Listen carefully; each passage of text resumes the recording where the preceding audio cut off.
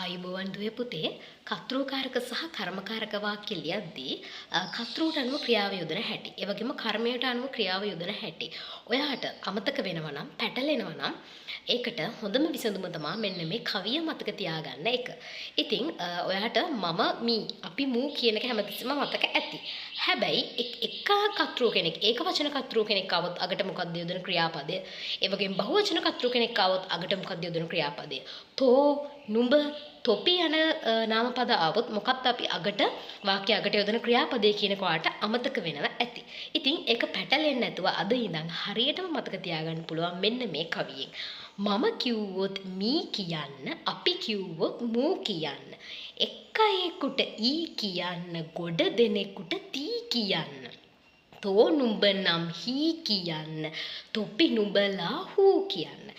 ඉතින් මේ කවිය මතක තියාගත්තොත් ඔයාට අද ඉඳන් පුළුවන් කර්තෘකාරක සහ කර්මකාරක වාක්‍යවල ක්‍රියාපදය හරියටම නිවැරදිව ලියන්න. ඉතින් මේ කවියේ මැදදී අපි එක් අයෙකුට ඊ කියන්නත් ගොඩ දෙනෙකුට තී කියන්නත් කියලා කියනවා. ඉතින් මේ එක්කෙනෙකුට ඊ කියන්නේත් ගොඩ දෙනෙකුට තී කියන්නේත් වර්තමාන කාලයෙන් කියන එකත් දරුවෝ හොඳට මතක තියාගන්න ඕනේ. මේකේ අතීත කාලේ මීට වඩා වෙනස් වෙනවා.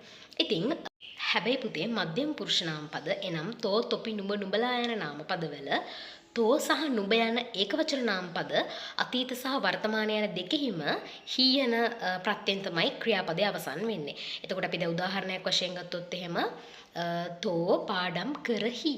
එතකොට එයා පාඩම් කරනවා වර්තමානයේ. තෝ පාඩම් කරහි. හැබැයි එයා පාඩම් කරලා ඉවරයි අතීතයේ නම් ඒක කියන්නේත් අපි තෝ පාඩම් කෙරුවෙහි. එතකොට දෙකම අවසන් වෙන්නේ හී එකෙන්. මධ්‍යම පුරුෂ ඒකවචන තෝ නුඹ. ඒ වගේම මධ්‍යම පුරුෂ බහුවචනත් ඒ වගේමයි තොපි නුඹලා යන නාමපද අපි යොදාගනිද්දී තොපි පාඩම් කරහු මේ වර්තමානයේ පාඩම් කරනවා.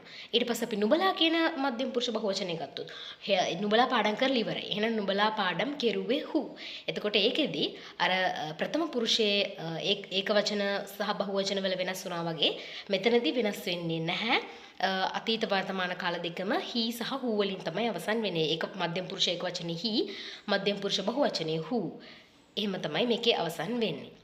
ඉතින් මේ කවිය ඔයාලා හොඳට මතක තියාගන්න.